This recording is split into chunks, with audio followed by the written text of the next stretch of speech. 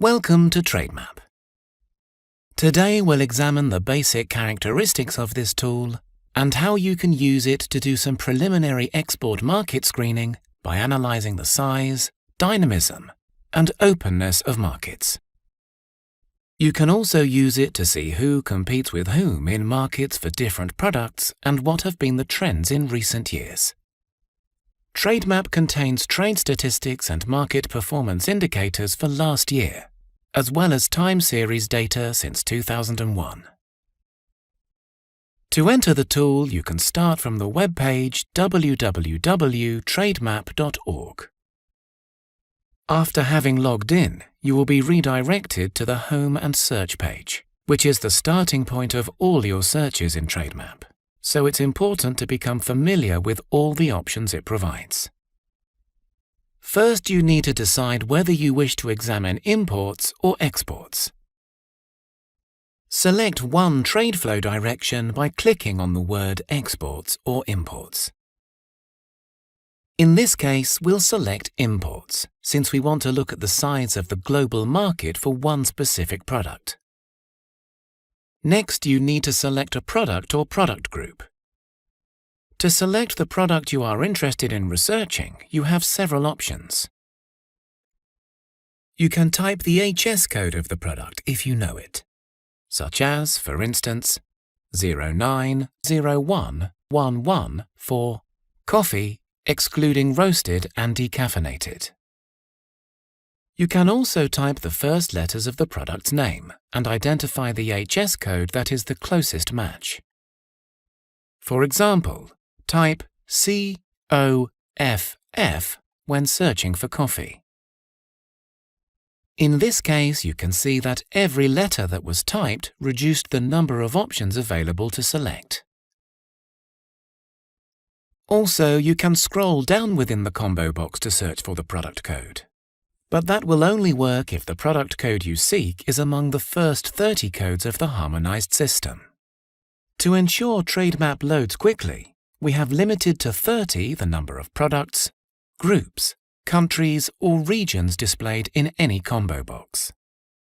This does not, however, mean the database is not complete. If you can't find the product code based on the keyword or the code, and it's not included in the first 30 codes, you should use the Advanced Search option. This option allows you to search within the entire database for keywords, even beyond the HS6 level.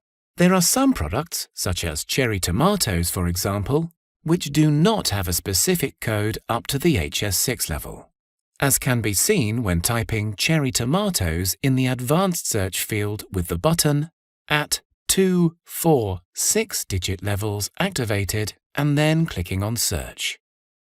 You see that there are no perfect matches at this level. So when you want to search for this kind of product, you should opt to search at National Tariff Line. The result shows a series of codes and descriptions derived from the different national tariff lines. Note that only those from the US, Canada, and Switzerland contain a specific code for cherry tomatoes. The fact that these countries have national tariff line codes that fall below the 070200 HS6 code means that cherry tomatoes are generally found under that heading, even if not specifically broken down for other countries. Another aspect to consider when analyzing a product is that the HS codes are revised every 5 years. Therefore, it is important for you to know your HS code well and be extra careful when your products went through revision. We will explain in a separate video how to know if your code has been revised. Now let's go back to the Home and Search page to look for the product we shall use for this example, coffee, excluding roasted and decaffeinated. Let's choose Imports and type the word coffee. Since selecting the right code is critical to identifying the correct information, it is very important to spend some time reading through the different possible product codes. On the screen, you see that there are different types of code that refer to coffee, those that start with 09, others beginning with 12 or 21, and finally some that start with 649 and 85. Once having selected the right code, in this case the 6-digit code 090111, coffee, excluding roasted and decaffeinated, we can move to the country field. As we don't want to have data for one specific country, but rather wish to analyze the global demand for the chosen product, we just leave the field Country Region empty and click on the Trade Indicators button to get a table which includes all countries. The table of trade indicators is relatively long, but quite simple when you look at it. You should approach these tables as you do with books in English, and read first the title, then the text or content, from left to right, from top to bottom. In this case, the title of the table is List of Importers for the selected product in 2018, and the product being in this case coffee, excluding roasted and decaffeinated. What we are looking at first is the world market demand for this product. We can see it in the first line of the table that identifies indicators for the world as a whole. The very first column identifies the availability of information at a more detailed level of coding. Since we are currently looking at the product level HS6 data, the heading reads HS8, which refers to the national tariff lines of this country. When we are looking at subchapter data, HS4, the heading reads HS6, and if we are looking at the chapter level, the HS2 level, the heading of this column states HS4. Wherever there is a button with a plus sign, there is data available at a more detailed level for the selected product and the corresponding country. We can see it by clicking on any one of these buttons. Now let's go back to the table at the HS6 level. We see that the next column contains the list of countries that import coffee, excluding roasted and decaffeinated. This list is sorted according to the third column, the value of imports in the most recent year. Because it determines the order of the table, the heading of that column is yellow instead of white. The data in this table is presented in a simple structure consisting of 4 main groups. The first 5 columns under Trade Indicators include information about demand for the product during the last available year. This group is made up of the following. First, the imported value during the last year in thousands of US dollars. This is the market size in dollar terms. Please note that the value data in TradeMap is normally presented in thousands, such that reading 19,592,574 means the total imported value for the world in 2018 is 19,592,574,000 US dollars. But be careful. The quantity data, and therefore also unit values, are usually not reported in thousands, but in ordinary absolute terms. Second, we see the trade balance for the country in the last year. The trade balance is calculated as exports minus imports. Hence, a positive value means exports are larger than imports, whereas a negative value means imports exceed exports. Negative values are colored red, while positive values are black. The other possible colors that can be seen throughout the tables, purple, yellow, green, and light green, also have specific meanings. For example, yellow means we are looking at mirror data. The corresponding explanations can be found by scrolling to the bottom of the table. In this case, we do not see yellow numbers in this table. But when you see it, please note that the numbers are mirror data. The third column has the quantity imported during the last year, which shows the size of the market in terms of physical volume. The fourth column presents the quantity units that the product is reported in.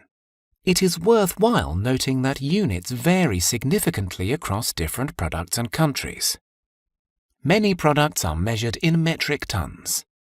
Liquid products tend to be measured in litres, and some products can be expressed as units, e.g. spectacle lenses and so on. The final indicator in this section is the unit value, which is the result of dividing the imported value by the imported quantity.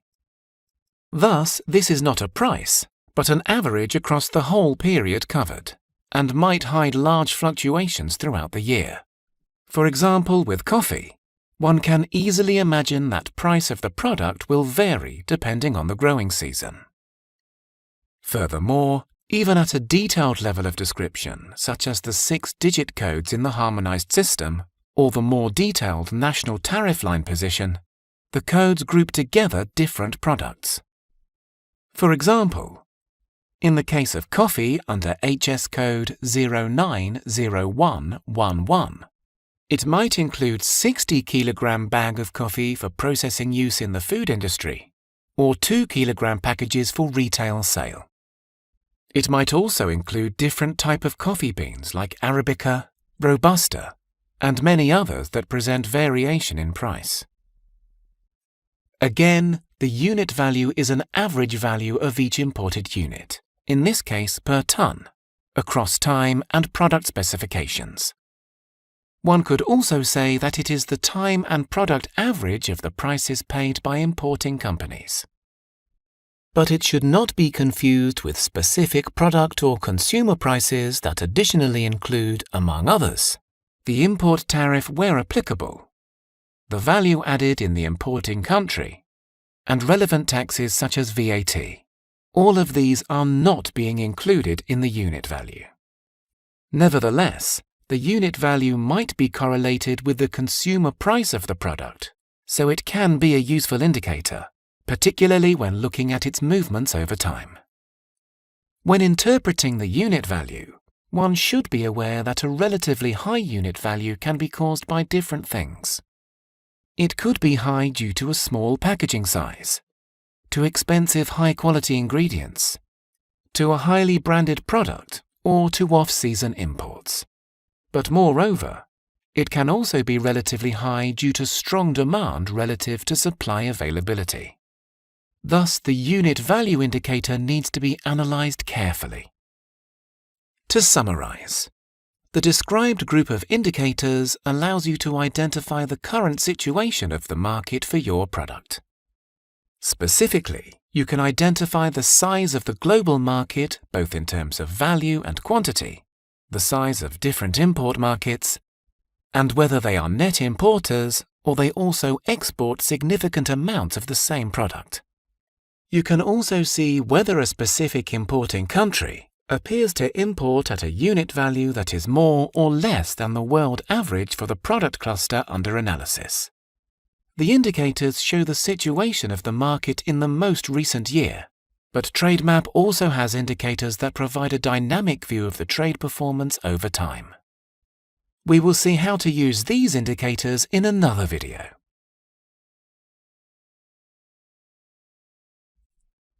The table we are looking at right now shows the global imports of coffee by country. To analyze the market in depth, it is necessary to know and understand its dynamism, which is the reason why TradeMap also calculates the indicators described in the following section. The next 3 columns under Trade Indicators identify the trends related to: first, the annual growth in value between 2014 and 2018. This indicator shows the average annual growth of the imported value during the past 5 years. For example, for the selected product, there has been an annual decrease in imported value of 1% of the world market, but an annual increase of 1% in the imports of Italy.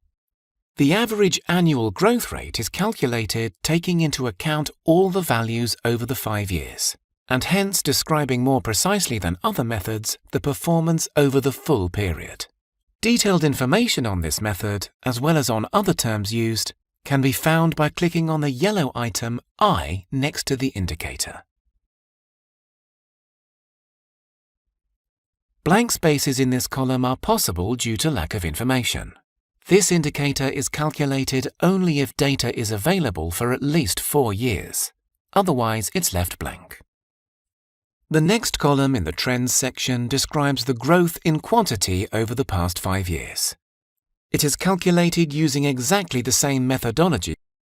This indicator states whether the imported quantity grew over the past 5 years and at what average annual rate. Finally, we have the growth in value between the last 2 years. This indicator is useful because it shows whether or not the 5 years trend of the imported value has been maintained recently. If the growth in value over the last 2 years differs a lot from the 5 years average, this can mean that the trend is very volatile or has recently been changing. In this case, the corresponding time series should be checked to get more detailed information on the individual yearly annual growth rates, and choosing monthly data on the most recent figures. The monthly data is normally available even for the current year, with a lag of only a few months. The dynamism section is useful to understand whether the market has grown in the past and whether this growth is rather steady or volatile, the latter making it hard to predict if growth will continue over the coming years. Also, it shows whether growth in value is stronger than growth in quantity. This last point should be explored in more detail before we go any further. If value grows faster than volume, which also means that unit values are rising, several things could be happening. The demand for the product could exceed the supply, causing prices to rise. Alternatively, demand could be shifting towards a higher quality product in the cluster, such that highly priced goods substitute low-priced ones in the basket under analysis. Also, demand could be shifting towards the more value-added presentations of the same product, such as more expensive coffee beans in consumer-sized packs for retail sale. Finally, transportation and insurance costs could be rising. While this is likely to be a generalized phenomenon across different products for the same country, it may also be caused by a shift in the mode of transport used for different products within the cluster, e.g. air freight versus sea freight. Of course, there could also be other reasons. It is important to understand that we can't jump to easy conclusions by seeing an increase in unit values. Further research is necessary. Now we turn to the third section under Trade Indicators, which gives us an idea of the market structure. The column Share in World Imports identifies what percentage of world imports each country absorbs. For example, Germany accounts for 14.2% of world imports for this product. The market shares help us to understand whether there are many different markets where producers and exporters can sell, or whether the market structure is polarized. Hence, this may give us some ideas about how competitive the destination market will be. This column is followed by 2 other columns: average distance of supplying country and concentration of supplying countries. You will find further explanatory videos for these 2 columns in the video gallery or later in the TradeMap playlist. The last column and final section indicates the level of tariffs applied by the country. This column shows the ad valorem equivalent tariff applied by each importing country on average for the analyzed product. On one hand, average relates to the product. It is important to note that the tariffs here are expressed at the 6-digit level, whereas actual tariffs are actually applied at the national tariff line level. Since there may be many products at the tariff line that fit within an HS 6-digit cluster, the actual tariffs may vary considerably around this trade-weighted average tariff. In addition, it should be noted that the tariffs here are averages across all possible supplying countries, because we have not specified the exporting country in this query. The data we show on TradeMap are linked to ITC Market Access Map application. With this indicator, you can compare the average tariffs applied by different destination markets and estimate the level. A deeper and more detailed discussion on tariffs, tariff advantages, ad valorem equivalent tariffs, and all related issues are available under the Resources section of the Market Access Map. You can delve into the definitions of all the terms used and further explanations on their implications to your market research activities. To find the exact tariff applied by an importer to a specific exporting country for a specific product, we recommend you use the Access module. Back to TradeMap, the list of indicators previously mentioned is selected by default in TradeMap. The user can add or remove indicators from the pickup list. You need to click or unclick to select or unselect indicators, and then you click on the Save button. This list of indicators can evolve over time. You can certainly use these additional indicators as criteria to pre-select the most viable markets.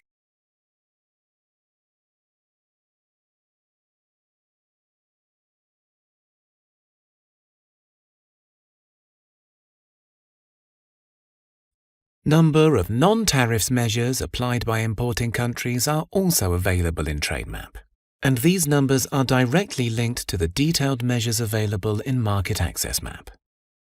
Ease of Doing Business ranking is based on the report by World Bank. It provides an indication about the business climate in the importing countries. Estimation of untapped potential trade is a consolidated indicator based on ITC export potential and diversification assessment methodology. It provides a theoretical indication about the additional export value that the country could realize in a particular product and market 5 years from now. If you are interested in learning more about untapped export potential, we invite you to visit Export Potential Map. To recap, the table we analyzed provides you with 4 types of data that allow you to choose one market to examine more in depth: the current indicators, the trends, the structure, and the tariffs applied. All are important when analyzing the world market and selecting potential markets. Let's begin by briefly analyzing the global market. We will then select one of the countries to analyze it further. The table we are looking at right now shows the global imports of coffee by country. The first row of the table shows aggregated data on world imports. Here are the overall imports of the product. In this case, the products contained under the HS6 code 090111, coffee, excluding roasted and decaffeinated. The numbers are not black, but purple. This means that it is aggregated data, which is a mixture of data that was provided by the countries directly. That is, direct data, and data for non-reporting countries that was reconstructed based on the data supplied by reporting countries. It is called mirror data. Only the trade balance amount is in red, because it represents a negative balance. A complete explanation of the different colors can be found at the bottom of every table in TradeMap. So the first column of data under Trade Indicators identifies the total value of world imports of the selected product. In 2018, the total global imports of coffee, excluding roasted and decaffeinated, amounted to around $19.5 billion. The next indicator in the table is the trade balance, which is calculated by subtracting imports from exports. In 2018, the value of global exports was less than the value of imports by about $553 million, hence the negative number. Dividing the $553 million by 19.5 billion, you can easily calculate that this corresponds to 2.8% of the overall import value. This difference between imports and exports, which theoretically should not exist for the global market, is a byproduct of the manner in which trade data is collected and produced all over the world. One of the causes of the discrepancy is that imports are typically reported in CIF, cost, insurance and freight terms, while exports are typically reported in FOB, free on-board terms. Thus, there is a difference in total imports and total exports due to insurance and freight charges. But there are other causes as well. Unless the difference is significant, that is, larger than 5% of imports or exports, it should be disregarded and considered to be within the acceptable error margin of all statistical data. In this case, the error is less than 5%, so we can accept it in the error margin. Following, we find the two columns indicating the imported quantity and the quantity unit, which state that the imports of the HS6 code 090111 coffee, excluding roasted and decaffeinated, in 2018 for the United States amounted to approximately 1.4 million tons. Next, we find a column that states the country's unit values for the product. These numbers are useful to compare the different importing countries. For example, within the 25 largest importers of coffee, we find a difference of unit values, ranging from $3,765 per ton for Switzerland to $1,602 per ton for India. There could be many explanations for this. For example, differences in the packaging size. Normally, we also find the world averages for the unit value, which in this case is $2,712. Sometimes, however, unit values for some countries or for the world are not displayed. This is usually due to a lack of data availability or to the quality or heterogeneity of the data. If you encounter this during your search, we recommend you view the data in yearly time series instead of trade indicators and see if the data you are looking for is calculated there. This table displays time series of unit values from 2014 to 2018. When we move on to the trends section of the table, we can see that between 2014 and 2018, the market has decreased at a 1% average annual rate in value, but has increased at a 3% average annual rate in volume. If we now opt to view the table in terms of products, we can compare the growth of the product with world growth for all products. We can see that in the last 5 years, demand for coffee, excluding roasted and decaffeinated, has decreased by 1% in value terms. That is different to the increasing trend for the imports for all products, which is at 2% rate. If we compare growth over the last year in import values for this product with world growth for all products, we see that the demand for all products has increased by 10%, and the demand for coffee, excluding roasted and decaffeinated, decreased by 5%. As a supplier of coffee, you may want to investigate this further, looking at each of the importing countries individually, and in particular at their quarterly and monthly data to see where demand may be increasing or decreasing most. If your company is exposed to weakening markets, you may want to diversify your markets to those where demand is stronger.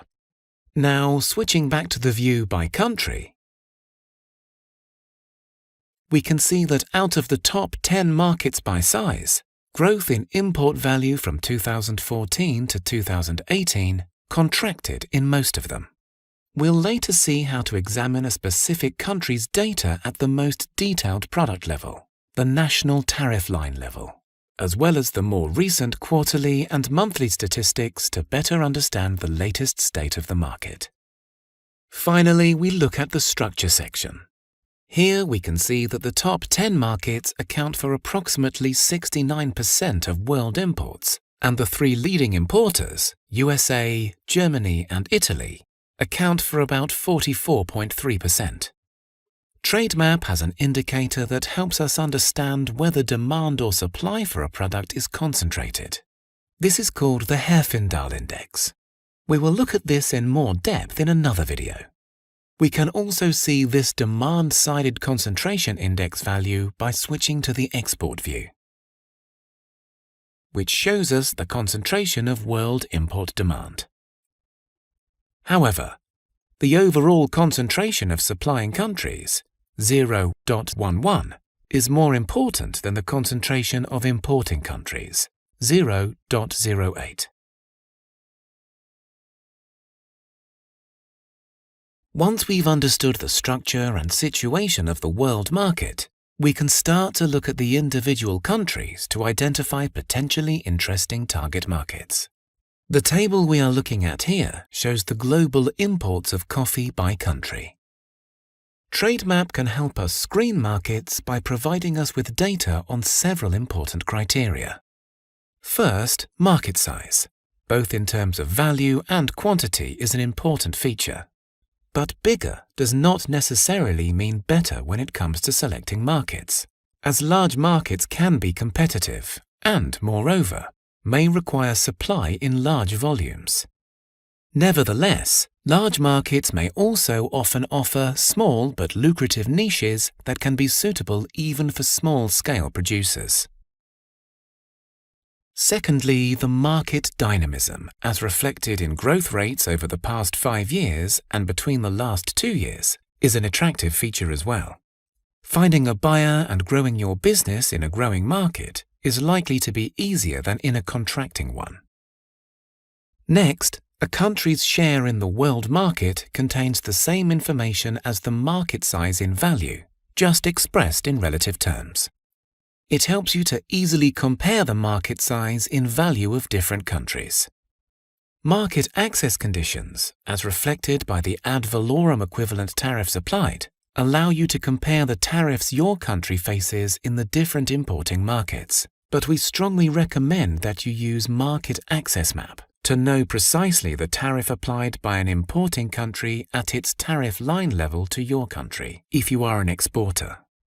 Market Access Map will also tell you whether your country has a preferential trade agreement with the importer and allow you to see if you have a tariff advantage over other possible supplying countries.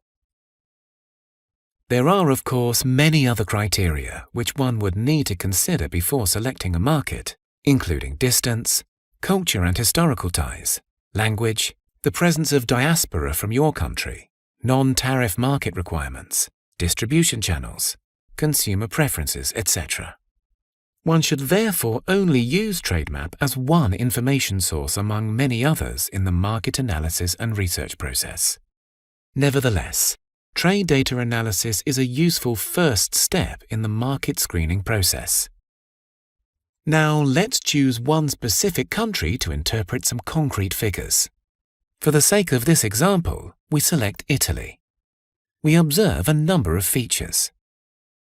Italy has a 7.6% share of world imports of coffee, excluding roasted and decaffeinated, valued at about $1.5 billion and representing more than 604,000 tons in 2018. According to value, it is the third largest importer of this HS classification of coffee. Italy imported at an average value of $2,472 per ton, which is below the world average in terms of imported value. The Italian market had a 1% increase in value terms on average per year over the last 5 years, and a growth of 3% in quantity terms, meaning the unit value is trending downwards. Compared with the world average, Italy has the same rate of growth in quantity, but its imported value is increasing at a higher rate. The world averages were -1% and 3% respectively. With this information, it may be concluded that Italy is growing its quantity at the same pace as the world market for imports of coffee, excluding roasted and decaffeinated, but is gaining market share when it comes to its imports in value. Looking at the Herfindahl index value, we can also see that the supply to Italy is relatively not concentrated in nature. Over the last 2 years, the value of Italian imports of the analyzed product decreased by 3%, which is a smaller decline if we compare with the decrease of 5% shown for world imports of this product. We can also see that imports in US dollars have decreased for all the leading importing countries except Germany over the last 2 years. To see a detailed performance of the market trends and to know how volatile the rates are, you should check the corresponding time series. Also, it is important to note that Italy does not apply tariffs for coffee, excluding roasted and decaffeinated, as we can see the average rate at 0%. We can note that this is a trend among the top world importers. However, when we have a number larger than 0 on this column, like in the case of the Republic of Korea at 1.2%, it is important to note that this is an average of all the tariffs applied at the detailed national tariff line level to all possible exporters by that country. So we need to be careful interpreting this figure, as the actual tariff applied by a country to a particular partner country may differ from this. If you explore further in Market Access Map, you will see that the tariff applied by the Republic of Korea does vary between 0 and 2%, depending on the supplying country.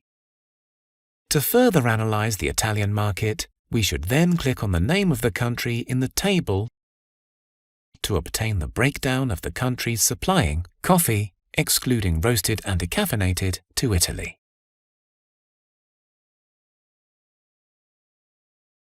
The table we are looking at right now is Italy's imports of coffee from all exporters.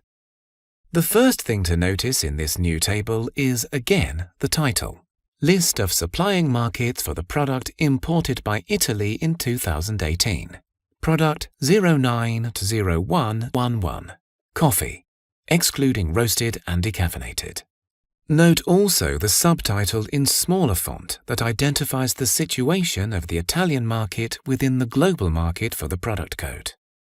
Specifically, it states that Italy is importer number 3 in the world, with a share of 7.6% of total imports. This kind of subtitle is available in all country-level analyses in TradeMap.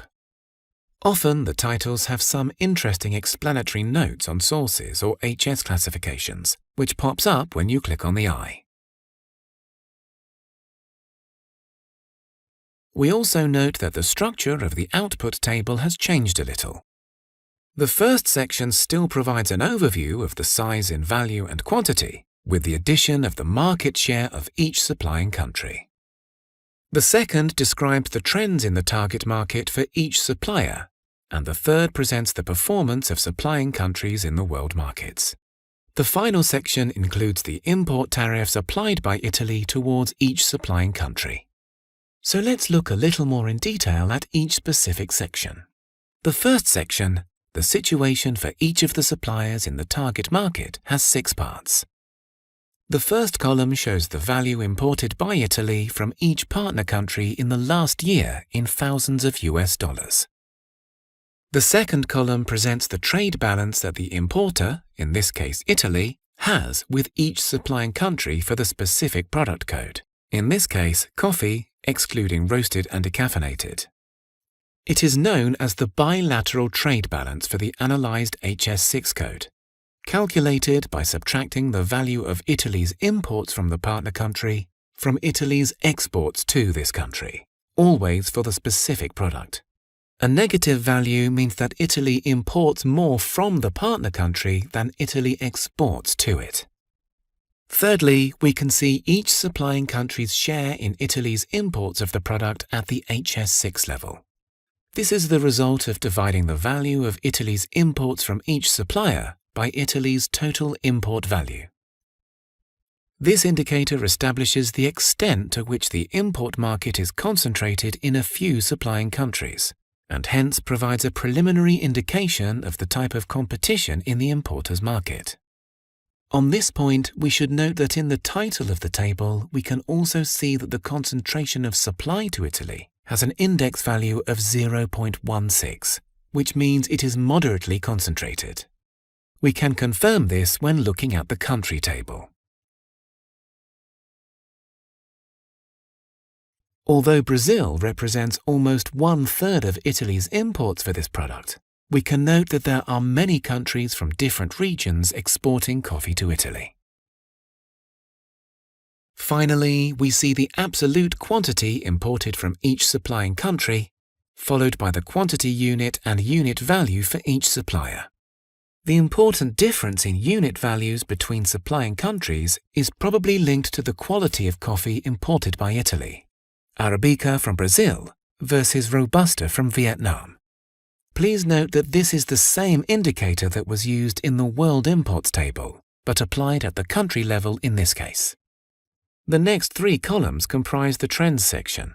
This section also contains exactly the same indicators used for the Global Imports table, calculated in the same way as before. The average annual growth rate of the imported value over the past 5 years.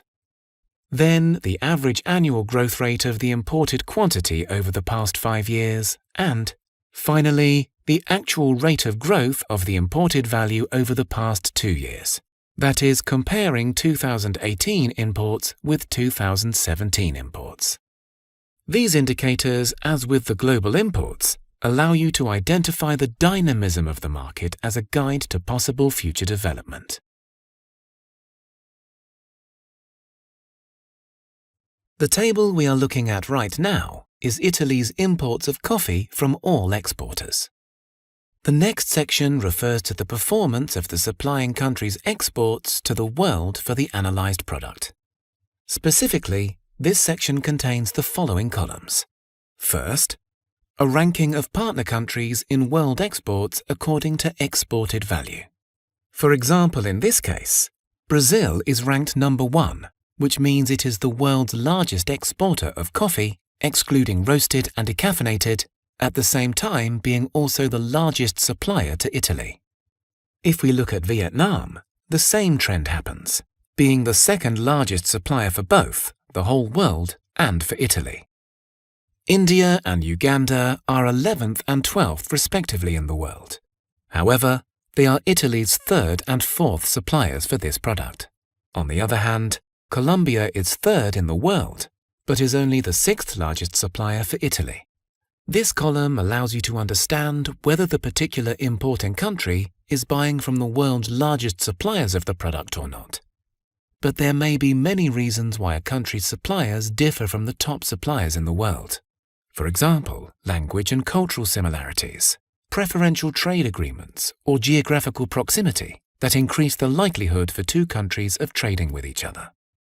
The second column in this section shows the share of partner countries in world exports of the selected product.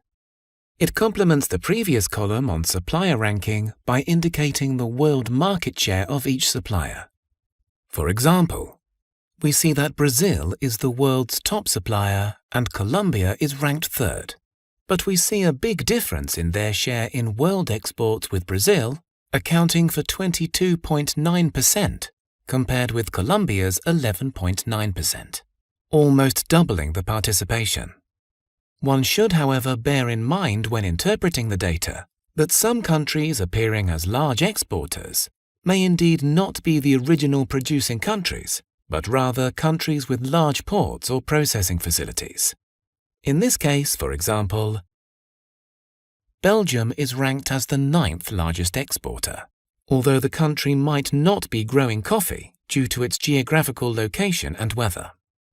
Therefore, it is important to examine in more detail the countries supplying to markets like Belgium to better understand the global supply of coffee. The last column in this section is the total export growth in value of partner countries between 2014 and 2018. It shows the average annual growth over the last 5 years in value of the partner country's exports to the world. This gives an indication of the performance of the supplying country's exports and can be compared with Italy's import growth from this partner to see if the partner country is targeting Italy more than other markets. Looking at Uganda, for example, their exports of coffee, excluding roasted and decaffeinated, to the world grew by 5%. But to Italy, their exports grew by 8%. This means the country has been focusing on the Italian market. The final section is, as described for the previous table, the average equivalent ad valorem tariffs applied by the importing country, in this case Italy, to imports of the product coming from the partner countries. This allows you to identify whether your country enjoys a tariff advantage or disadvantage relative to other supplying countries, and hence provides another indicator of the competitiveness of your country's exports in the target market. Here, for example, we can see that Italy applies 0 tariffs to countries supplying coffee, excluding roasted and decaffeinated. For a detailed explanation of ad valorem equivalents, please review the tutorials on Market Access Map. Remember, however, that ad valorem equivalents typically showed on this column are still an average of the tariffs applied to the detailed products within the 6-digit cluster selected. We would always need to check the tariffs at the tariff line level to be sure of any competitive advantage in tariffs rates applied. Finally, we can observe that Italy's total imports of coffee, excluding roasted and decaffeinated, are $1.49 billion, and the trade balance is a negative $1.46 billion, which means that Italy exports about $30 million worth of the selected product. It is interesting to see that at the HS 4-digit level, 0901 coffee, whether or not roasted or decaffeinated, Italy's trade balance has a negative balance of $52 million. It clearly means that Italy imports non-roasted coffee and exports roasted coffee.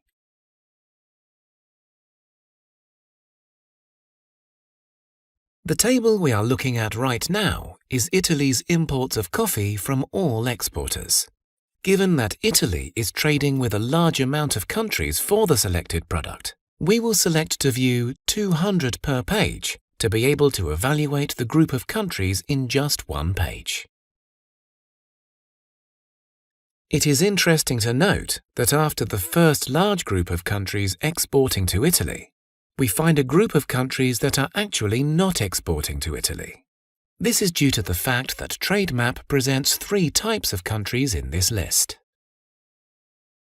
The first type are current suppliers, sorted in descending order according to value. The list starts with Brazil and ends with Thailand. As we have seen before, Italy buys most of its coffee, excluding roasted and decaffeinated, from large exporters like Brazil and Vietnam. The second country group includes countries listed to which Italy exports the product, but from which it does not import. We see this because we have positive bilateral trade balances. In this case, many of the top countries on this list are located in Europe, like Greece and the Czech Republic. Finally, there are other exporters to the global market, but that Italy does not buy from. We see that there is no bilateral trade for the selected product between Italy and Jamaica, Guinea, Ecuador, among many others. To summarize, this single table allows you to understand at a glance who the key suppliers are to a market, their relative performance, and the level of supply concentration in the market.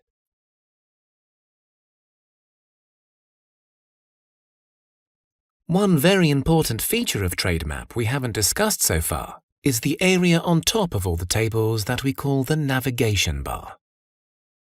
This set of combo boxes allows you to change the data that you present in the tables.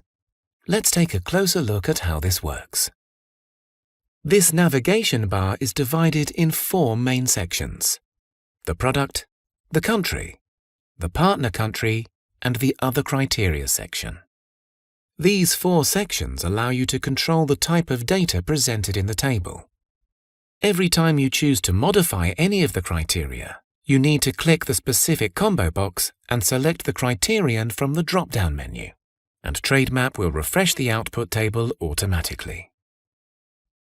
Let's say you want to change the product definition to go to the national tariff line level to understand more in depth how this market works. For example, to find out whether the growth of the market has been steady or volatile, or whether there are differences in growth rates across different products included in the same HS6 code. To do this, you need to click on the navigation bar in the upper part of the screen, in the combo box identified with the name Product, and choose the National Tariff Line code, which is the one that follows the HS6 in the hierarchy. In this case, we will choose 09011100.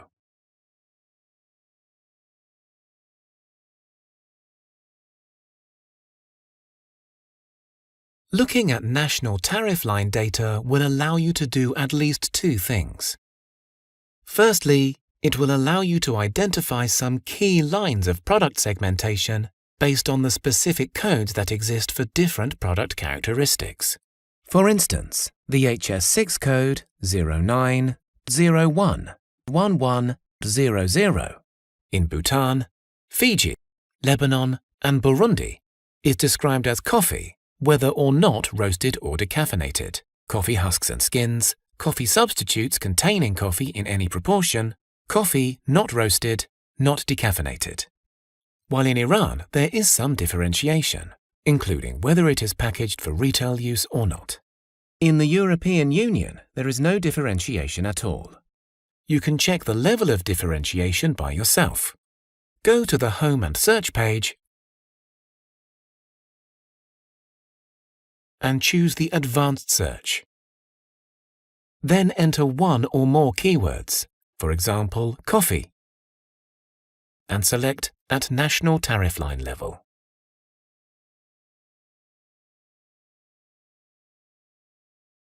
Let's go back to see that secondly, looking at National Tariff Line data allows you to get time series. Having selected this product level, TradeMap switches the format of the output tables automatically. This is part of the design of the application. The columns for the different years are in chronological order, from earliest displayed being the first column to the latest available at the right-hand side of the table, which in this case is 2018.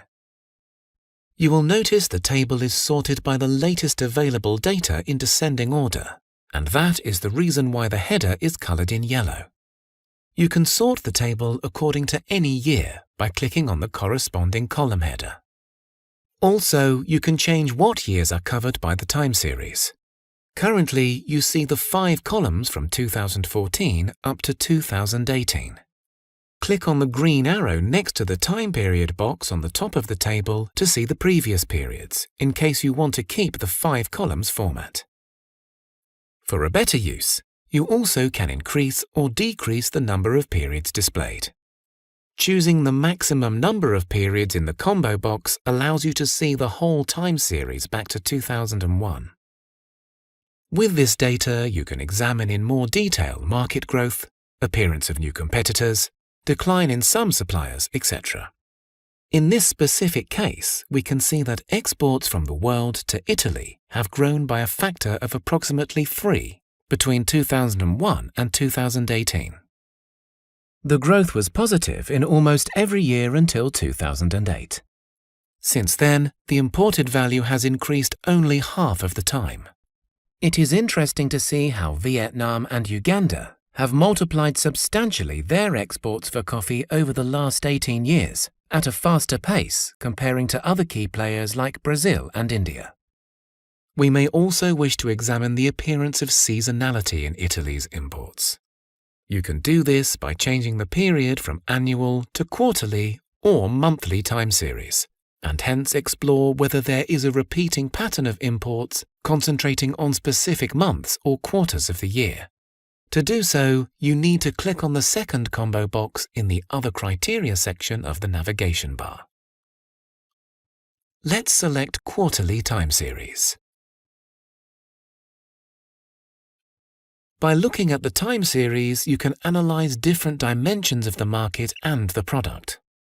Specifically, you can identify quarterly or monthly seasonality. For instance, although there are not significant variations in this table, we can see that for each year between 2015 and 2017, the second quarter appeared to have more imports than the rest of the quarters. You can further refine this analysis by looking at monthly time series. which allows you to identify more in detail seasonality patterns. This data shows us that, at least in 2018, the imported value has a peak every other month. August and December are the months with the lowest amount of imported value. This might be related to the general business activity during summer and Christmas time in Italy. One way to identify trends and seasonality more easily is to present the data graphically rather than in tables. To do so, click on the Graph tab. The first chart that appears after you have clicked on the Graph tab is the curve chart on imported value by country on a monthly basis. That is exactly the same information as was presented in the table. There is also the option to change to a bar graph by scrolling down the graph menu. But since this is probably not the easiest chart to interpret, we will focus on the curve chart first. To make it easier to spot the trends and seasonality, it is best to select Quarterly Time Series and include a longer period in the graph. To do this, you just select the initial and the final period to be included in the chart, by selecting in the combo boxes the appropriate periods. Just remember to always click on the Update button to refresh the graph. In this case, we have included the period starting in the first quarter of 2004 and ending in the first quarter of 2019. Now you can appreciate the fluctuations among all these periods and see how most of the countries behaved in a similar way until 2012. After that, we can see that Vietnam in red and India in grey started to have more share of the market as important competitors by growing or keeping their imported value, while imported value from Brazil has decreased ever since that year. More recently, Uganda in blue is showing more participations in this market. Once you have prepared this chart, you save or print it so you can use it in a report. By the way, all the data produced by ITC is publicly available, so you may use it for any analytical purpose, including research and publication, as long as you acknowledge ITC as a source with a reference to the market analysis tools. You can also use the Graph tab to present other types of data and carry out different analyses. For instance, should you want to identify alternative suppliers of coffee for Italy, you can do so by going to the Product menu and scrolling up to select again 090111 Coffee excluding roasted and decaffeinated, and then switching the data type back from Quarterly Time Series to Trade Indicators. This will change the chart from the curve on imports by country to another one, which presents the prospects for diversification of suppliers for the selected product imported into Italy in 2018. This is a bubble chart, and it is widely used due to its ability to present a large volume of information in one single chart. To better analyze and identify alternative suppliers of coffee for Italy, we will see the bubble chart from the world exporter's perspective. To do so, we need to select World in the country field, choose Exports, and select the second option in the drop-down menu, Bubble Graph on Concentration versus Distance. This new chart is titled Concentration of Exporting Countries and Average Distance with Destination Countries for the Selected Product in 2018. Specifically, this chart is presenting 4 variables. The vertical axis presents the average distance with destination countries in kilometers, which is to say, how far the exporting country is sending its product comparing to other exporters. For instance, we can note that Brazil is exporting its coffee to partners located in far regions, while Belgium seems to be exporting mainly to European neighbours given small average distance. In other words, the higher the bubble is located, the farthest its products are reaching around the globe. The horizontal axis presents the concentration of exporting countries. Thus, the further to the right the bubble is located, the more concentrated is the market. Using Belgium again as an example, We note per its position that it is the most concentrated exporting market, probably because it might be exporting just to a small number of countries in its region. The size of the bubble identifies the exported value of the country for the selected product.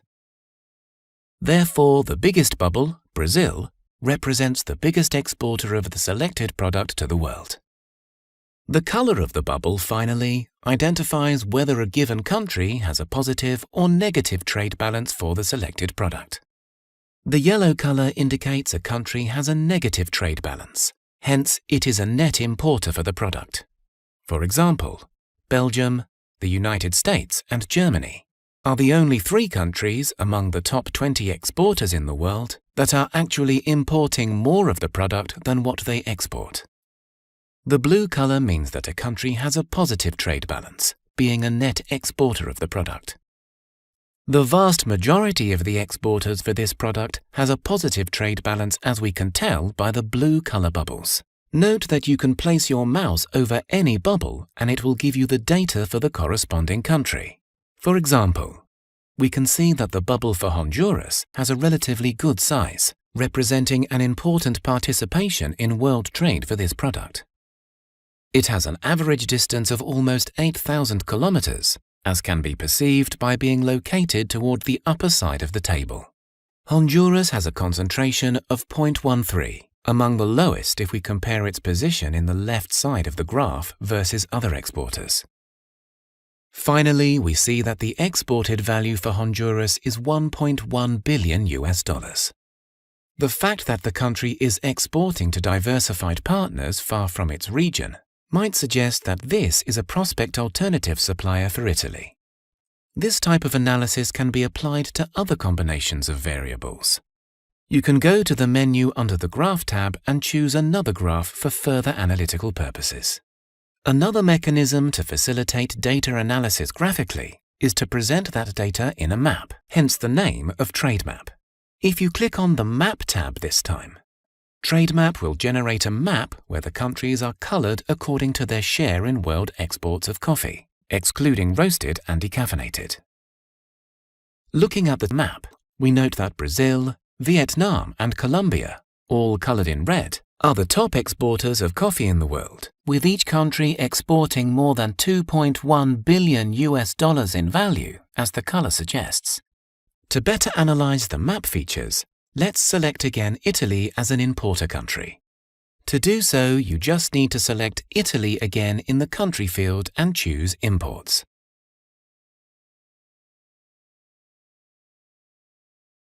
The new map presents countries colored according to the share each of them holds in Italy's imports of coffee, excluding roasted and decaffeinated. This map visualizes again what we have seen before, that supply to the Italian market is not concentrated. This is because there is no country in red, which means there is no country with a market share greater than 50%. Brazil is the only country colored orange, representing between 20 and 50% of market share. Then we have Vietnam and India colored yellow, representing between 10 and 20% of market share.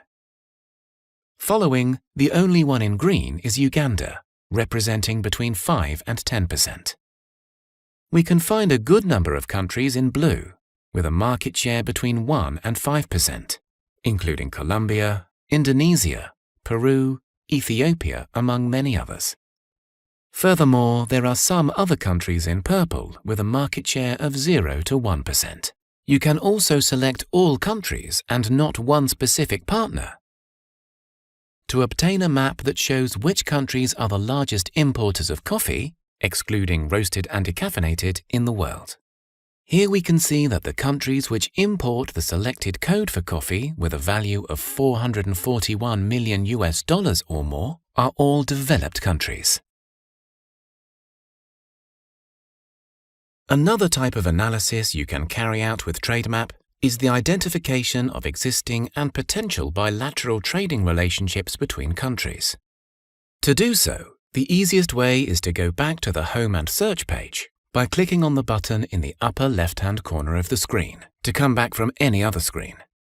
Once you are on the Home and Search page, you only need to choose the country you want to analyze as the home country and the partner country, leaving the product space empty, and then choose Imports and click on the Trade Indicators button. In this case, let's examine the relationship between the United Kingdom and Guyana to understand the existing trade relationship and to see which products could be increasingly traded between both countries.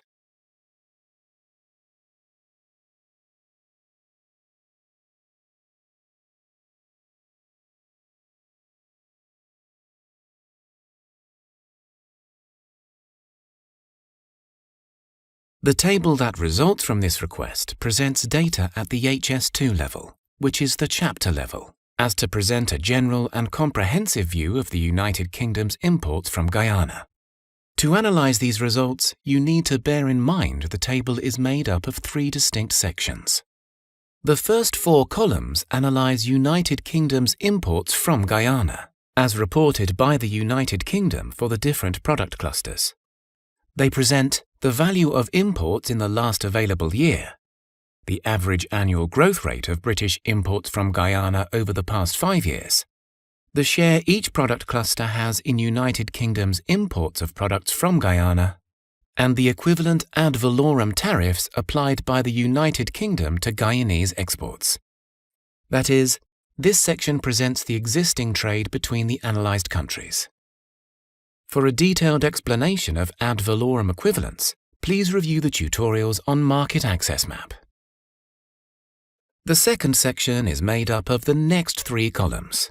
These identify the value of Guyana's exports to the world for each product it exports to the United Kingdom, the average annual growth rate of Guyanese exports for these clusters, and the corresponding share in world exports for Guyana.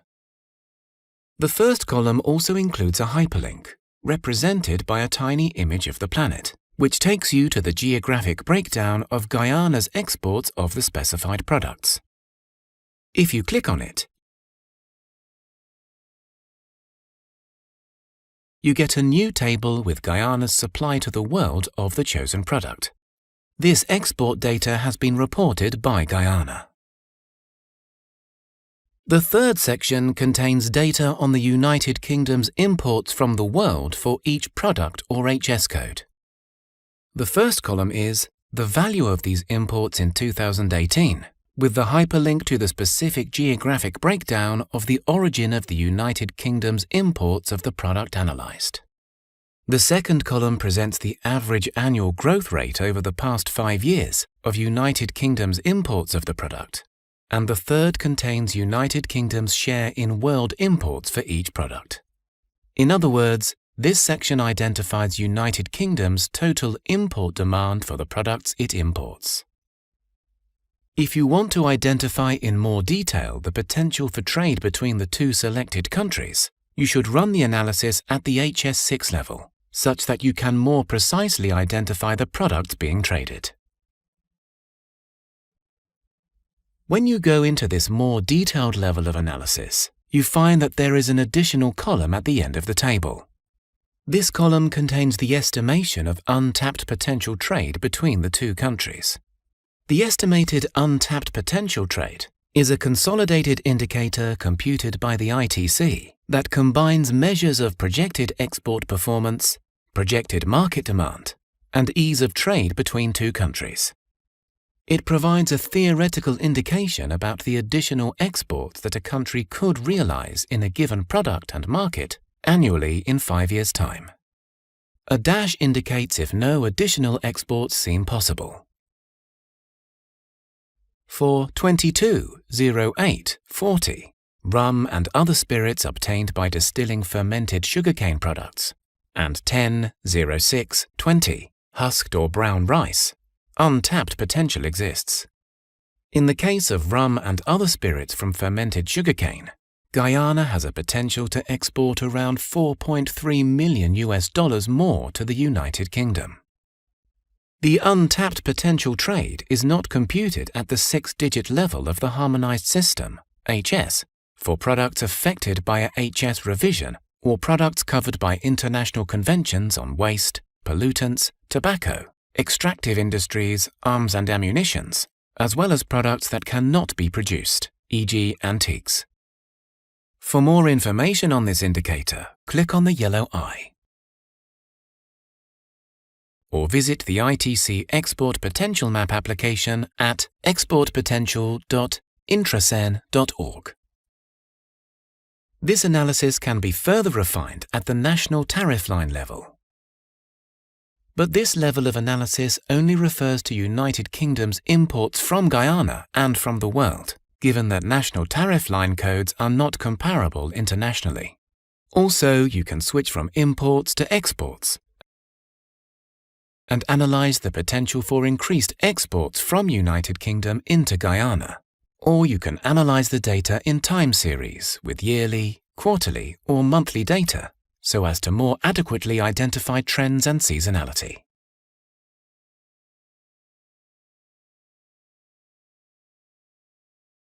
In this video, we are going to see how TradeMap can help you in identifying new markets to penetrate and opportunities for a country or company to diversify its products for export. Again, the easiest way to start with this analysis is by going back to the Home and Search page menu by clicking on the button in the upper left-hand corner of the screen to come back from any other screen. Once you are on the Home and Search page, you only need to choose the product you want to analyze and then click on the Trade Indicators button. In this case, let's analyze the world market for bananas and see if there are options for a banana supplier to diversify its products and markets. First, you have to select the Exports option, since we will see which countries are exporting the selected product. Then type the HS4 level code for bananas, which is 0803, in the product box and select the product. Finally, select Trade Indicators. If you do not know the code for the product and decide to type the keywords to find it, we recommend using a comma after typing the keyword to eliminate any other possible results. For example, bananas, comma. This table is called List of Exporters for the selected product in 2018 for the product 0803 bananas, including plantains, fresh or dried. Here you can see which countries the leading exporters of bananas in the world are. You can identify Ecuador as the world leader, followed by the Philippines, Guatemala, Costa Rica, and so on. For the purposes of this example, let's choose Colombia to analyze it and find out to which markets it could expand its exports and in which product segments it could expand its supply. It is important to first have a look at the most important figures. For example, Colombia exported a total value of $866 million, which corresponds to a share of 6.4% in world's exports and a quantity of 1.8 million tons of bananas in 2018. The unit value paid for Colombian bananas is $467 per ton, which is just slightly lower to the one for its top competitor, Ecuador. It experienced an average annual increase in value and quantity exported of 2% over the last 5 years. Thus, we surmise that the unit value of the Colombian banana has not changed on average over the last 5 years. There was a decrease in exported value between the last 2 years of 6%. Comparing these numbers with the global averages of 4, 23, and 4% respectively, we can conclude that Colombia has not outperformed the world averages for bananas in general. This analysis shows us there is room for improvement, given that the country is not performing well if we compare it to its top geographical competitors, Ecuador, Guatemala, and Costa Rica. Let us now see how Colombia might expand its exports. To analyze in more detail, let's move to the graphical options to compare Colombia with other countries. Now you are seeing the bar chart which presents the exporters ordered by exported value. In order to compare that value with the growth in value over the last 5 years, choose annual growth in value between 2014 and 2018 as a second trade indicator. Remember to click on Update to refresh the data displayed in the graph. Now the graph shows 2 bars per country, one blue, which states the exported value, and one red, which gives the average annual growth in value over the last 5 years and is represented in an upper axis for better illustration of the chart. We can see that being in the 6th place for exported value, Colombia has small average annual growth rate if we compare to close competitors like the Philippines and Guatemala. It is important to note that most of the countries having large annual growth rates are small exporters. This is significantly noticeable when we see the red bars from Myanmar and Vietnam in the far right of the table.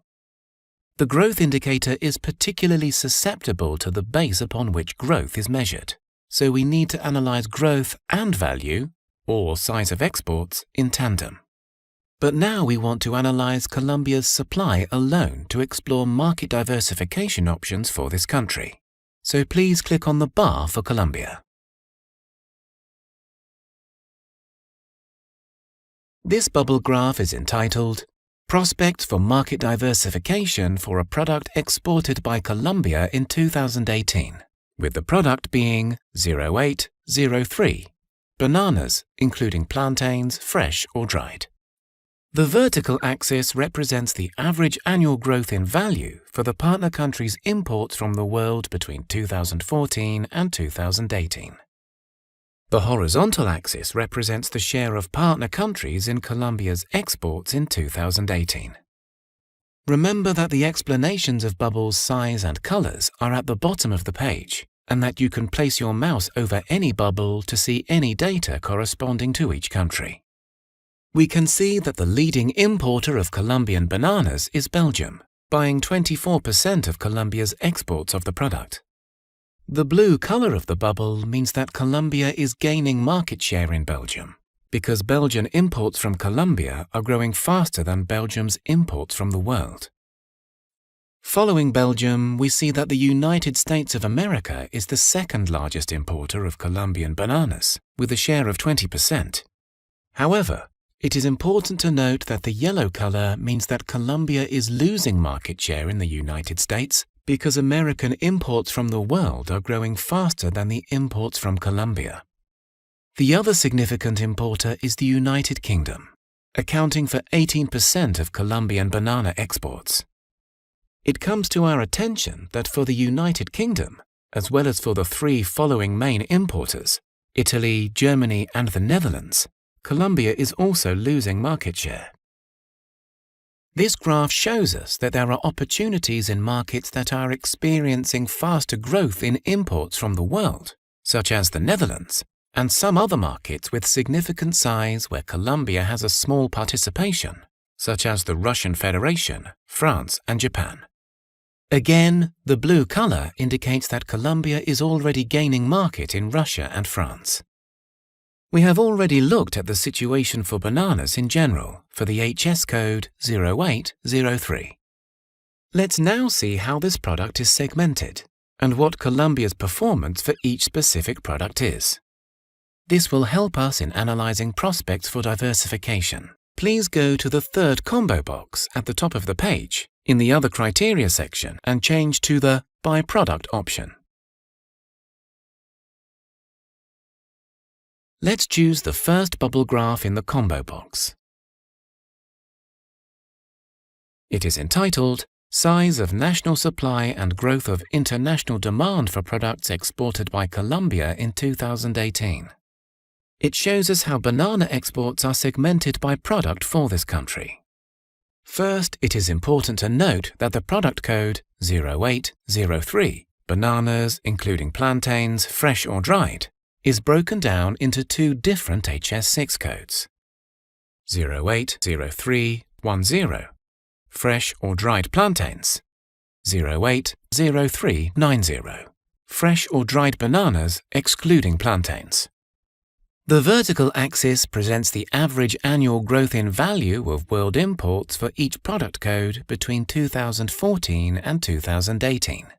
and the horizontal axis presents the world market share of Colombia for each product in 2018.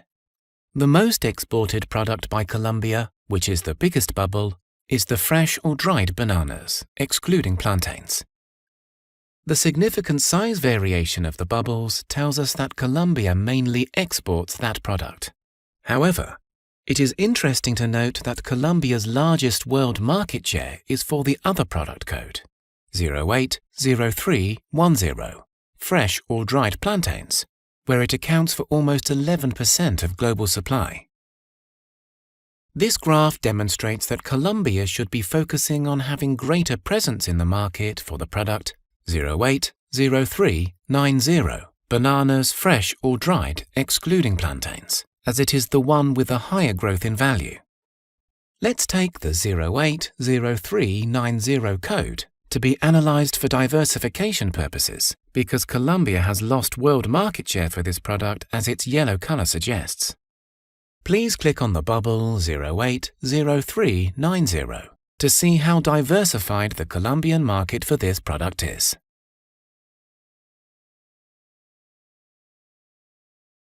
This bubble graph, entitled Prospect for Market Diversification for a Product Exported by Colombia in 2018, will show us where most of Colombia's exports of the products, bananas, fresh or dried, excluding plantains, are destined.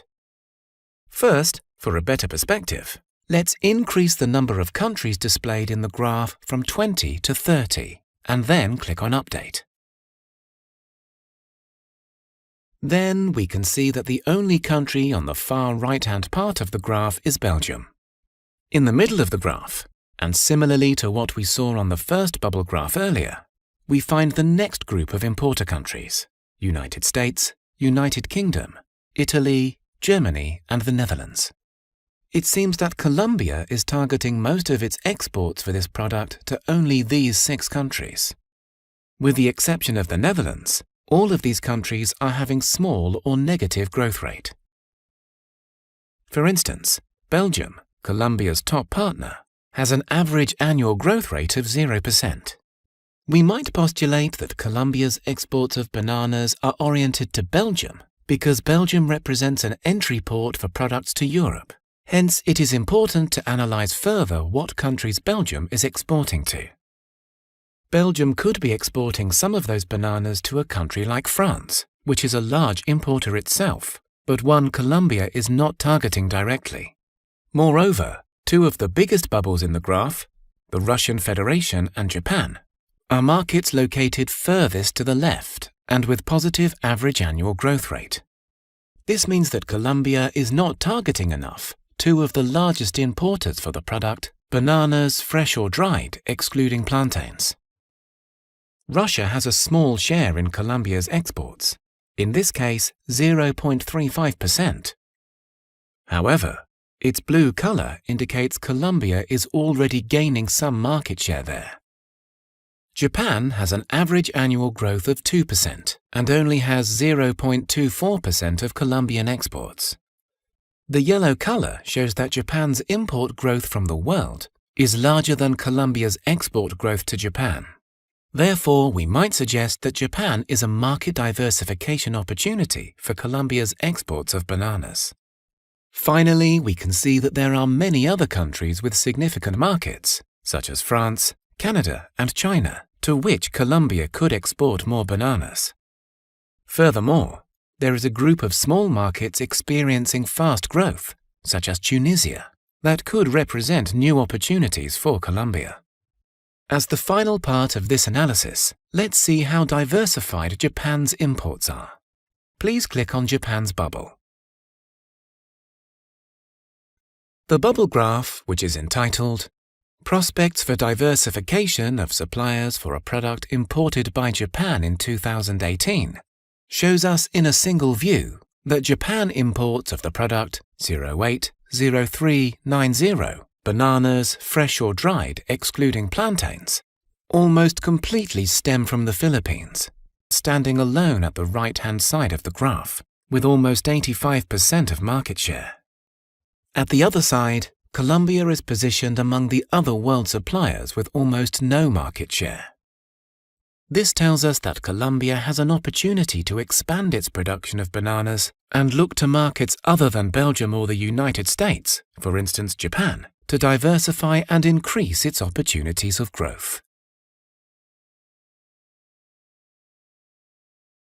After already having done a detailed market analysis for the world market for bananas in the previous video, we will now run an analysis focusing on one single country and analyze its exports in terms of different products.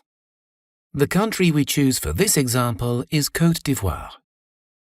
Starting from the Home and Search page, choose Exports and then type Côte d'Ivoire in the Country field. We leave the Products field and the Partner field empty, as to analyze in general Côte d'Ivoire's exports, and click on Trade Indicators. What we get then is our standard Trade Indicators table for Ivorian exports by product. As we have not specified any products or partner countries, the title of the table reads List of products at 2 digits level exported by Côte d'Ivoire in 2018. It includes the main trade indicators for the product chapters for Côte d'Ivoire's exports to the world. Having a quick look at the first row of the table, we can see that Côte d'Ivoire's exports in 2018 amounted to about $11.8 billion. Also, we note that Côte d'Ivoire's exports must have exceeded its imports, because the trade balance for 2018 is a positive figure, close to $849 million. The exports have been decreasing, with an average annual negative growth rate of 1% in the last 5 years, and with a recent annual negative growth rate of 6% between 2017 and 2018, where both growth rates refer to exports in value terms. Moreover, we can observe that Côte d'Ivoire is a small actor in world trade, with a market share of around 0.1%. This translates to number 83 in the ranking of the largest exporters to the world. The two last columns indicate that the average distance of importing partners for Côte d'Ivoire is about 6,000 kilometers, and the concentration of importing countries is 0.05, meaning main importers are far from the country's region and not concentrated. We will analyze these two indicators further in separate tutorials. Now, we want to analyze which products particularly contribute to Côte d'Ivoire's export values. To do so, we could continue reading the Trade Indicators table, but we can also visualize the exports by product in a bubble graph when we click on the Graph tab. Then, we select the bubble graph on Côte d'Ivoire's world market share versus world import growth in the combo box in the top left-hand corner. This graph is called Size of National Supply and Growth of International Demand for Products Exported by Côte d'Ivoire, 2018. The size of national supply is represented on the horizontal axis by the percentage world market share of Côte d'Ivoire in 2018. The market shares refer to product clusters at the 2 digits level, which can be seen in the very right combo box in the Other Criteria section of the navigation bar, or in the labels of the bubbles. The vertical axis represents the average annual growth of world imports, or the international demand, for the product clusters in the last 5 years. The size of the bubble indicates how large Ivorian exports have been in the recent year, while the color shows whether Côte d'Ivoire has lost or won world market share for the product chapter. Thus, the bubble graph contains a lot of information, more precisely 4 variables, in one single 2-dimensional diagram. What immediately catches the eye when comparing the different bubbles is the one on the very right-hand side of the graph, thus the one with the highest world market share. The bubble belongs to the product cluster 18, cocoa and cocoa preparations. When we place the mouse on it, we can read that Côte d'Ivoire's exports cover 9.24% of international import demand, representing an absolute export value of $4.6 billion. The vertical position of the bubble shows that the international demand for this product cluster has slightly increased in the past 5 years. Although Côte d'Ivoire's exports of the products with the HS code 18 has increased at 1% in the same period of time, the yellow color of the bubble states that Côte d'Ivoire's world market share for the cluster has decreased. The other bubbles are all located on the left-hand side of the graph, representing small world market shares. The two biggest ones among them are those for the product clusters 27, mineral fuels, mineral oils, and products of their distillation, bituminous substances, mineral waxes, and 08, edible fruit and nuts, peel of citrus fruit or melons. The bubble for product cluster 08 is blue, meaning Côte d'Ivoire has been gaining world market share for this cluster. Up to now, our analysis has only been descriptive. But what does this description tell us about the export situation of Côte d'Ivoire? How can we interpret the figures described? For example, we could analyze the fact that Côte d'Ivoire is increasingly exporting cocoa, but at a slower pace than the world demand for the product. This could represent Côte d'Ivoire might be facing competitors in this product segment. This kind of conclusion can be derived even more easily and more in depth when changing the type of bubble graph. In the combo box, we choose the bubble graph on Côte d'Ivoire export growth versus world import growth. It is a so-called Boston box, or growth share matrix, that allows you to compare the Ivorian export performance for certain products compared with growth in world demand for these products. It is similar to the previous graph, but while the size of the bubbles still is proportional to the export value, their color now shows whether Côte d'Ivoire is a net exporter or importer, according to each product chapter. Furthermore, the horizontal axis now describes the annual increase of Côte d'Ivoire's share in world exports between 2014 and 2018 in percent. The vertical axis represents the average annual growth of world imports for the product clusters in the last 5 years. Moreover, in parallel to the black axes, you now see two red axes that have an intersection in the point 0, 2. The vertical red axis divides the chart area into two sections. The one on the left-hand side includes products where Côte d'Ivoire has been losing market share, and the right-hand section, which contains bubbles for products where Côte d'Ivoire has been gaining market share in the past 5 years. The horizontal red axis indicates the average annual growth of world imports in value in the last 5 years for all products, in this case 2%. It subdivides the chart area again. In the upper part, we find a sector with products for which world imports grow faster than the 2% average across all products. These are growing sectors relative to world trade. The lower part comprises products for which world imports shrink or grow too little, in absolute terms or relatively, compared to the 2% world average growth rate across all products. These are declining sectors. Export revenues derived from products in this quadrant are potentially at risk over the long term. The intersection of both red axes thus yields 4 product classifications. Losers in growing sectors, at the upper left-hand side, which can also be denominated as missed opportunities because the country has failed to retain or grow its market share in the context of growing international demand. Moreover, we have winners in growing sections at the top right. This is the ideal place to be situated in terms of export portfolio. Winners in declining sectors are at the lower right. Here, the country has been gaining market share in relatively stagnant or declining sectors.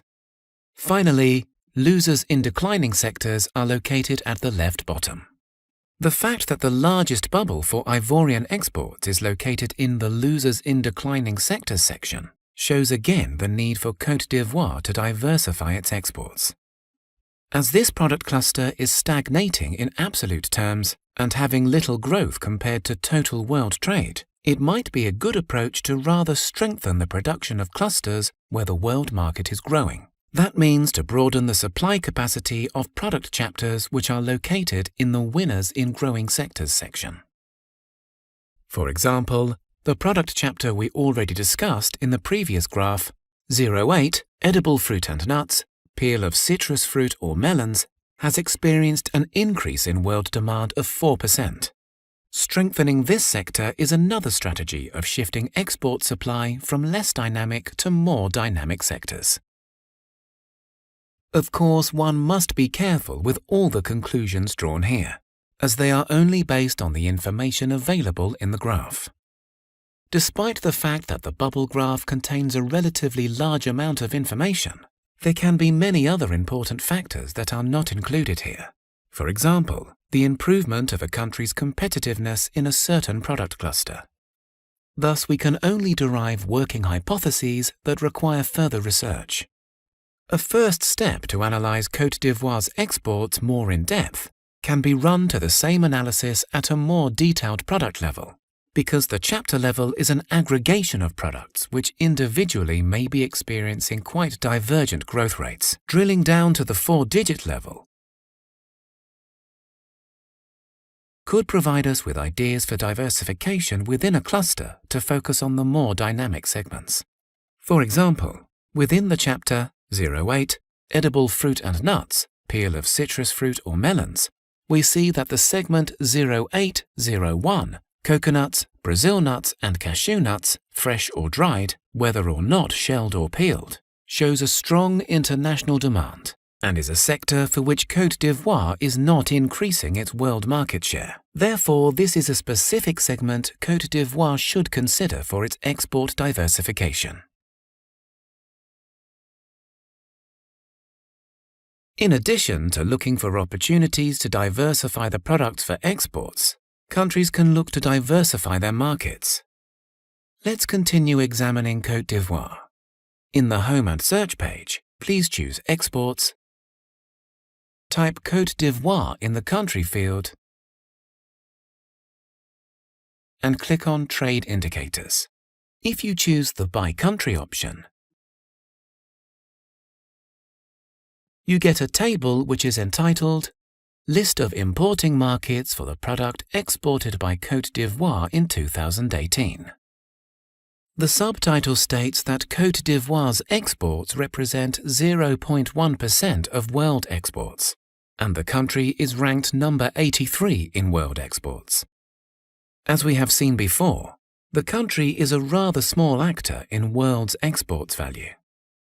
In the first row below the world aggregates, you can see that the Netherlands is the most important target country for Ivorian exports. It accounts for a market share of 11.5%. To analyze better the top exporting partners for Côte d'Ivoire, we can also click on the Graph tab. This yields a bubble graph which visualizes the prospects for market diversification. It includes all products as we have not specified them. The horizontal axis shows the share of partner countries in Ivorian exports in 2018. The vertical axis of the graph represents the annual growth of partner countries' imports from the world between 2014 and 2018. Thus, it indicates how much the importing country's total demand has been growing in the last 5 years.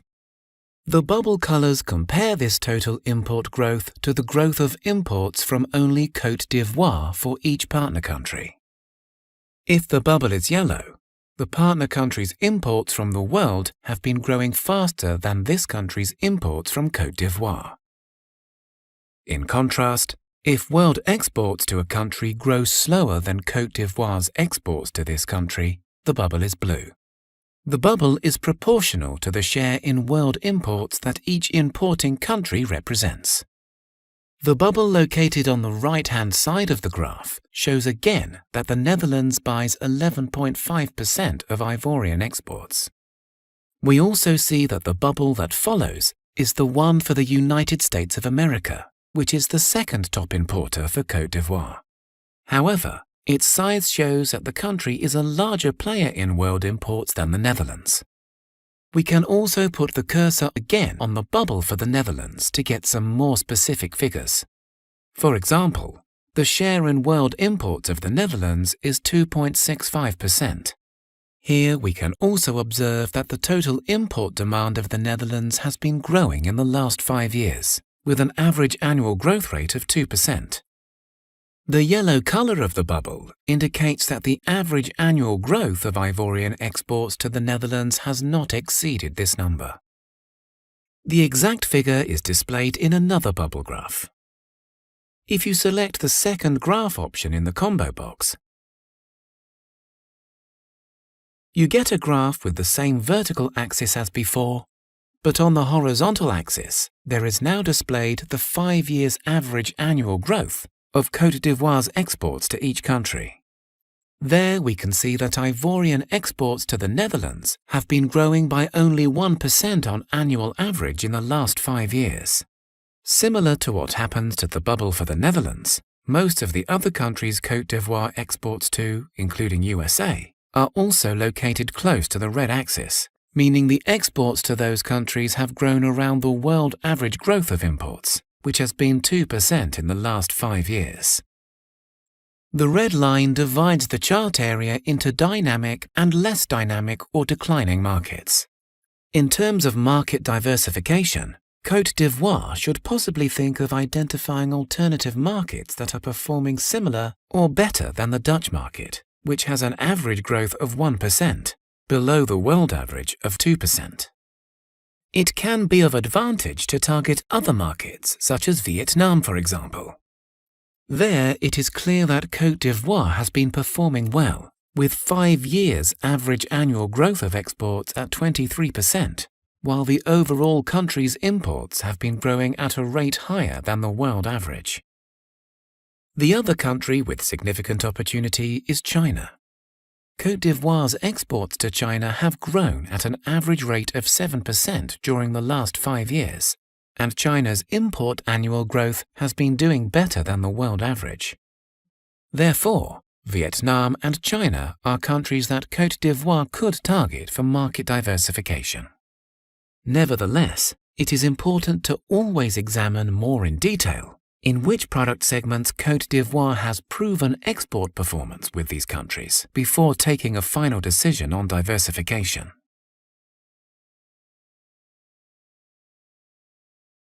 We are looking at the overall exports of Côte d'Ivoire to the world. To analyze new possible target markets a bit more in detail, go to the Home and Search page and select Exports from Côte d'Ivoire. Let's select 090111, coffee, excluding roasted and decaffeinated for this example. When we click on Trade Indicators, we see a table which is very similar to the one we analyzed in the videos number 6, 7 and 8, even though those dealt with the country's imports rather than exports. Here again, the columns displayed contain data on the recent trade values of the country with its partners, trend data and information on the partner countries ranking in world trade.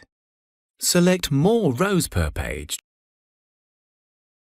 to see not only the importers of coffee from Côte d'Ivoire, but also other top importers of coffee. Let's take a closer look at Malaysia. Its ranking world imports of our selected coffee is number 17. And increasing its imports between 2014 and 2018 with a steady 4%. Imagine Côte d'Ivoire wants to expand its exports to Malaysia. Therefore, it is important to get information on the level of competition in that market. To do so, we could look at the column called Concentration of all supplying countries of partner countries. This indicator is based on the Herfindahl Index, a common measure for market concentration.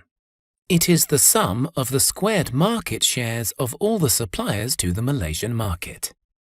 The total number of market participants is denominated with the letter N. The Herfindahl Index ranges between 1N and 1.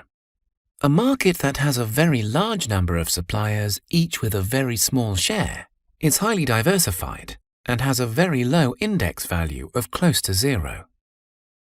A market that is dominated by only one supplier with 100% market share will have a Herfindahl value of 1.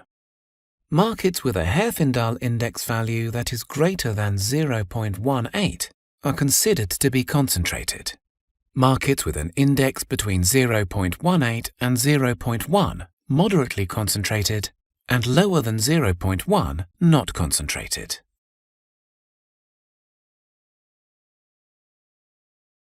The concentration value for Malaysia is 0.25, so it is a highly concentrated market. But be careful when interpreting the value. A certain value can be achieved by a small number of market participants with an equal distribution of market shares, or by a larger number of actors whose shares diverge considerably. Moreover, we need to be careful when drawing further conclusions even from the number of market participants and their respective market shares. A market with very few participants may be either difficult or easy to enter, depending on the particular circumstances. These include the supplier-buyer relationships. If they are very close and good, a market with only one or two suppliers may be very difficult to penetrate. But if the suppliers have become complacent, it may also be quite easy.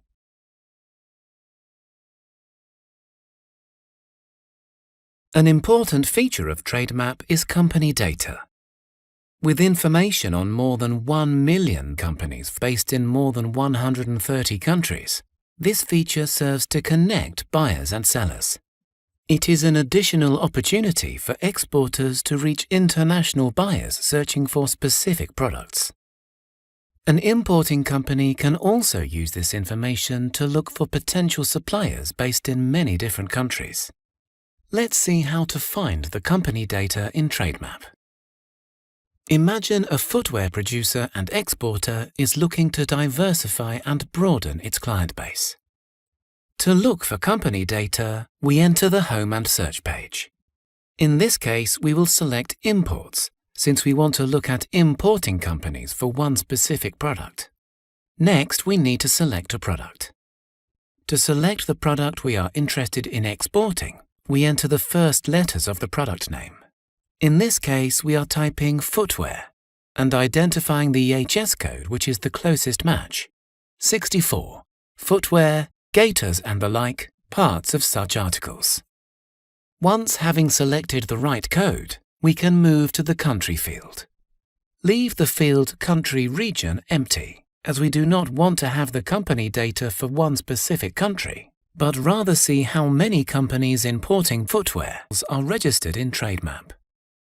By clicking on button Companies, we get a table which includes the different types of footwear imported by companies all over the world available in TradeMap.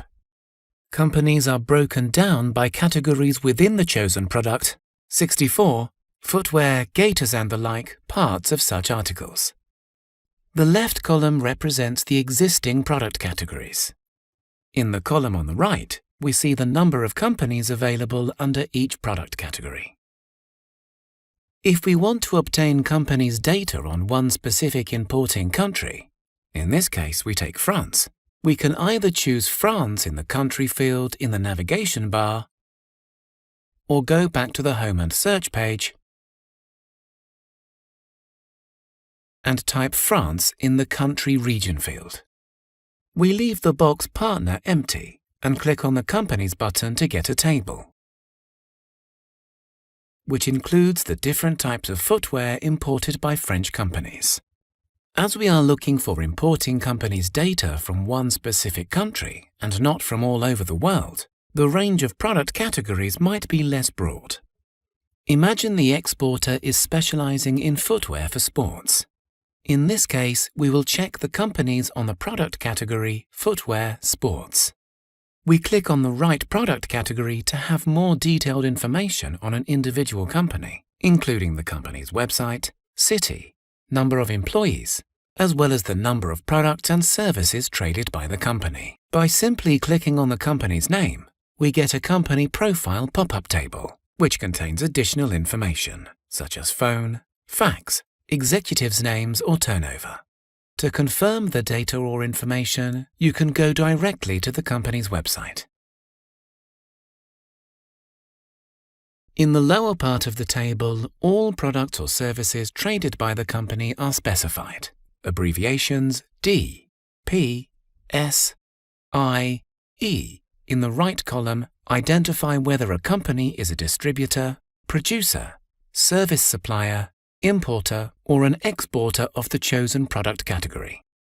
We see that this company is a distributor of footwear. If we look at another company,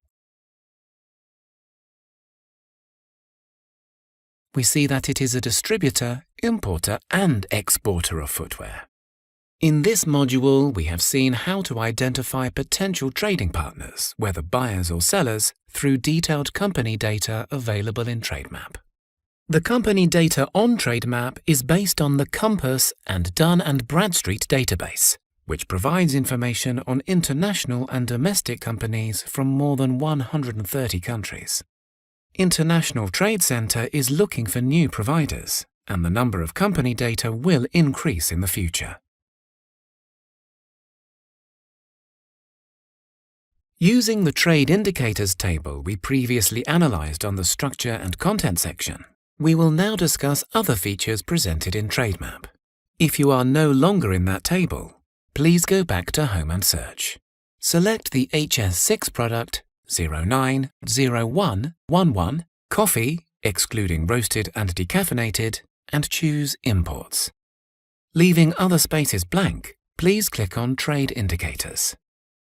One of the columns that feature on the Trade Indicators table is the average distance of supplying countries, where the distance is measured in kilometers. The average distance of supplying or importing countries that is displayed in this column corresponds to the average distance between the selected country and all its partner countries weighted by the trade values. The source of the data for the geographical distance between two countries is the CEPII database. This indicator helps you to answer the following question. Is the market mainly supplied by regional partners? For the selected product, we can see that the Netherlands has the shortest average supplying distance, with a distance of 3,427 kilometers, meaning that the country tends to import this product mostly from regional partners. This might let us assume that the Netherlands is importing coffee from neighboring countries that are the main port of entrance for this product in Europe. On the other hand, Japan has the longest average distance, with 12,047 kilometers, meaning that some of its trade partners for coffee are countries far from its region. We note that the Republic of Korea and Australia are showing similar average distances. This can be considered as normal, given their geographical position. This shows you that these markets are open to buy products from different regions.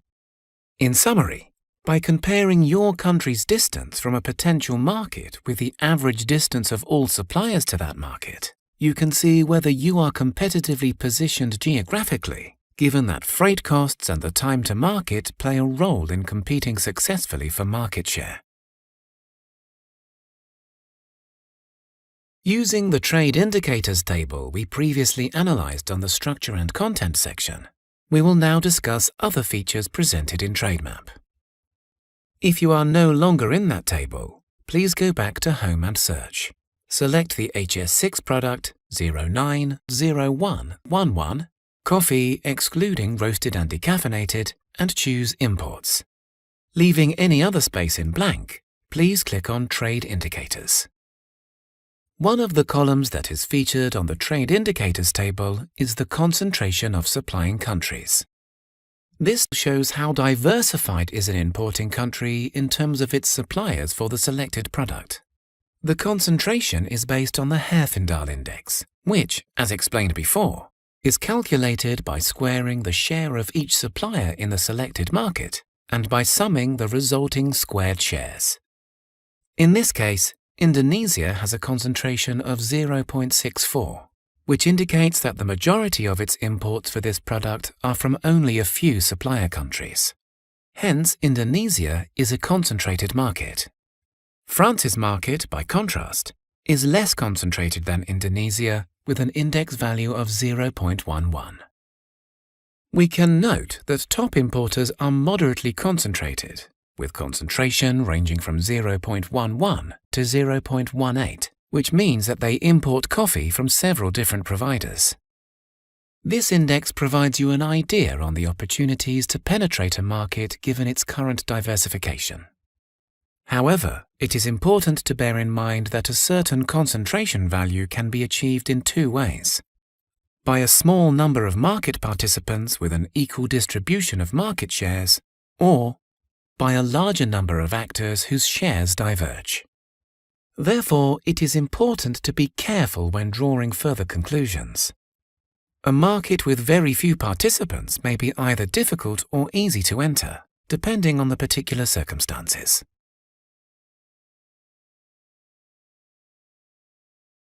One aspect to consider when analyzing a product is that the HS codes are revised every 5 years. Therefore, it is important for you to know your HS code well and be extra careful when your product went through revision. Let's use clementines as an example on how to do an analysis when a product went through a HS revision. Specifically, the product HS 080522. Fresh or dried clementines including Monreals. To start, type the HS code for clementines in the product area. Now, after selecting the product, we can quickly notice that the product needs further analysis when looking at two areas. First, TradeMap does not allow us to click on the Trade Indicators button. Second, the squares below are showing a message that reads, "No graph available for the selected criteria." Let's then select the option Yearly Time Series to further evaluate this product. The title of the table we get is List of Importers for the selected product, Product 080522, Fresh or Dried Clementines including Monreals. Below the title there is a line indicating that the product code selected above has been created in the 2017 HS revision. This is the main reason why we were not able to get trade indicators or graphs out of the HS code 080522. We can also confirm this fact by looking at the table, which is showing data only for 2017 and 2018, leaving empty the 3 previous years.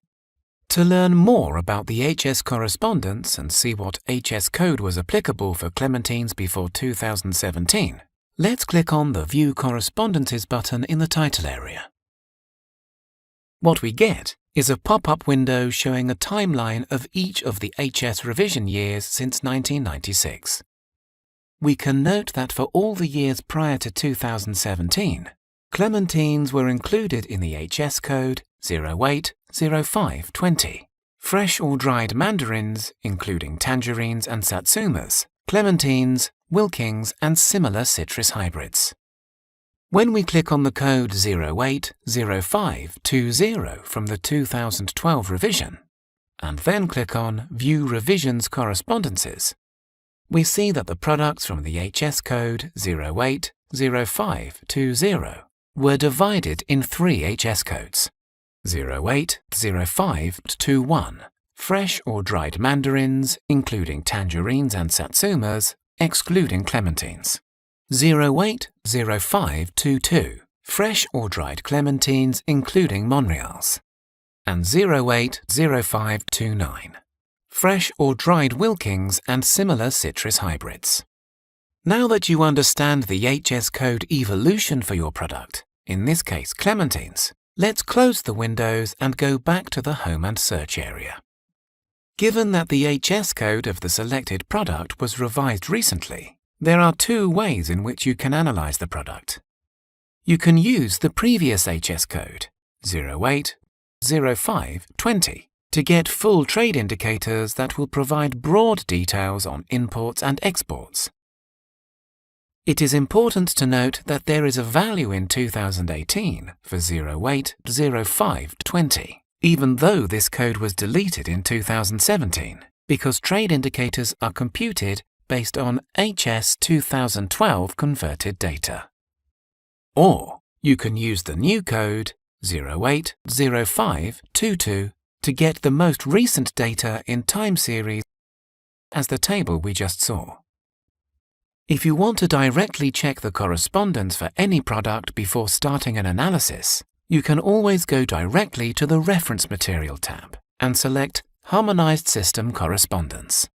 For instance, if we type the code 090111, coffee excluding roasted and decaffeinated, we see that there has been no changes in the HS code revisions. This is an important exercise that will help you understand more about the product you are analyzing and how to get more accurate data.